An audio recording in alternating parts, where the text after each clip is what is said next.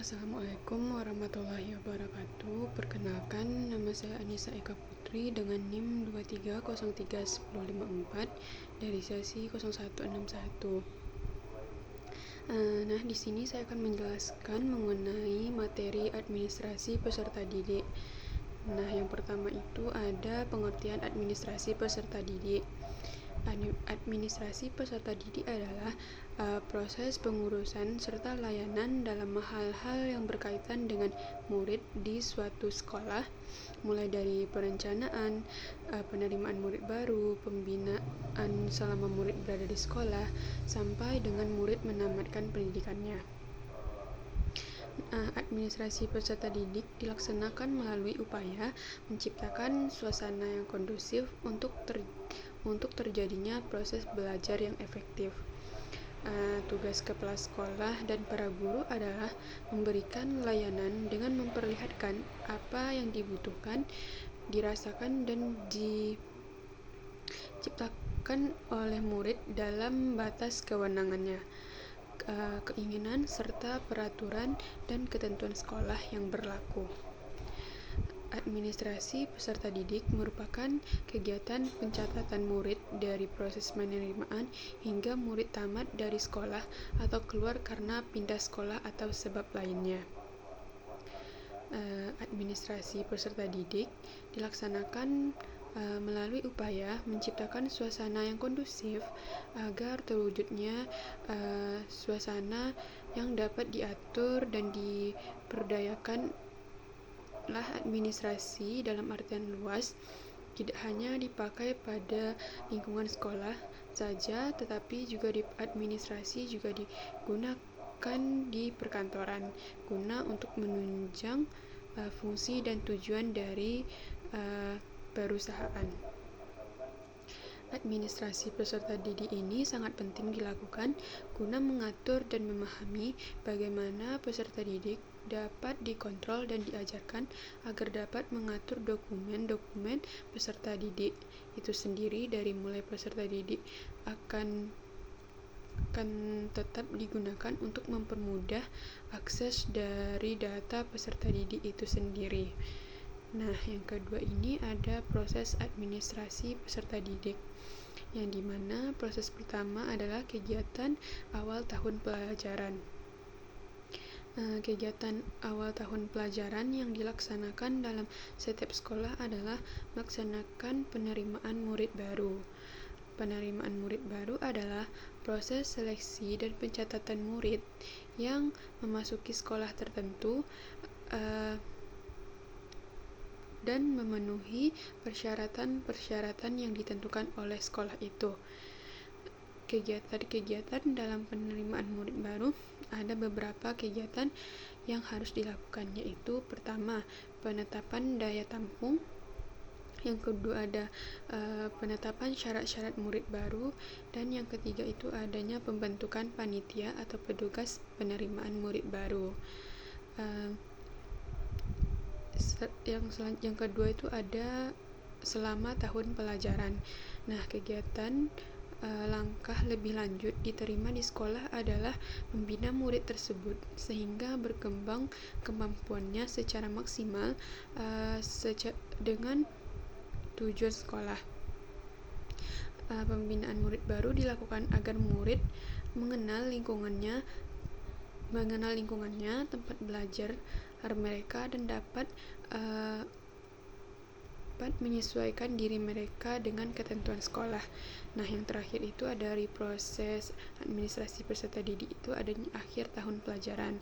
Nah, administrasi yang dilakukan berhubungan dengan kegiatan tersebut, diantaranya yang pertama itu ada pelaksanaan ujian nasional, dan yang kedua itu adanya kenaikan kelas. Nah, yang kedua itu adanya instrumen administrasi peserta didik, baik itu manual maupun elektronik. Nah, catatan tentang data siswa di sekolah dibedakan menjadi dua jenis, yaitu catatan data siswa untuk di sekolah yang meliputi buku induk, buku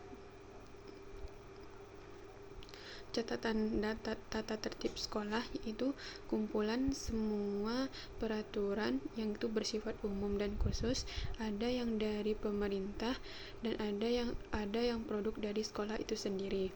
Nah, yang kedua itu adanya catatan siswa untuk masing-masing, yaitu buku kelas yang merupakan aplikasi dari buku induk, buku prestasi kelas, buku catatan prestasi murid yang meliputi buku daftar nilai dan buku rapor dan juga buku mutasi. Adapun instrumen yang dimaksud antara lain, yang pertama itu adanya buku induk. Buku induk ini merupakan buku pokok karena di dalamnya memuat semua informasi yang dianggap lengkap mengenai keadaan siswa.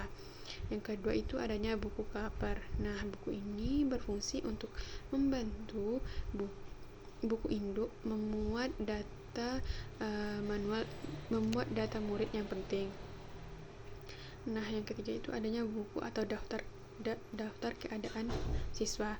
Buku ini menggambarkan keadaan jumlah ke siswa di sekolah tersebut.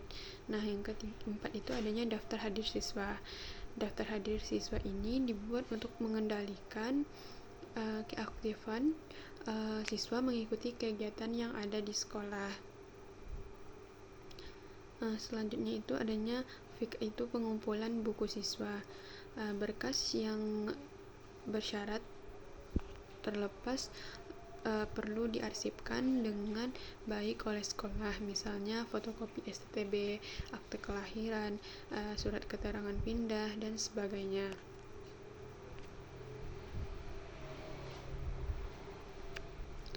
Nah, yang selanjutnya itu ada peran guru dalam administrasi peserta didik. Guru dapat dilibatkan dalam penerimaan murid baru dengan menunjukkan mereka sebagai panitia penerimaan yang dapat dilibatkan dalam tugas-tugas teknik, mulai dari pencatatan penerimaan sampai dengan pelaporan pelaksanaan tugas. Selanjutnya itu peranan yang besar dalam masa orientasi dipegang oleh guru kelas 1, didampingi oleh kepala sekolah. Tugas guru adalah membuat murid dapat lebih cepat beradaptasi dengan lingkungan sekolah.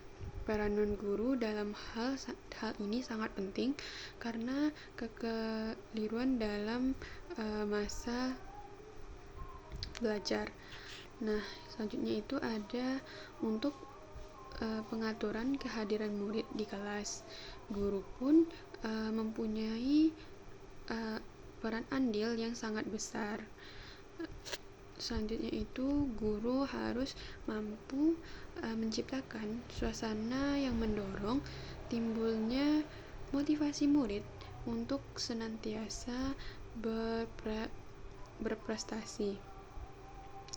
Karena dengan adanya motivasi sehingga siswa dapat membangkitkan semangat belajar sehingga dapat menimbulkan prestasi-prestasi yang seharusnya dikeluarkan.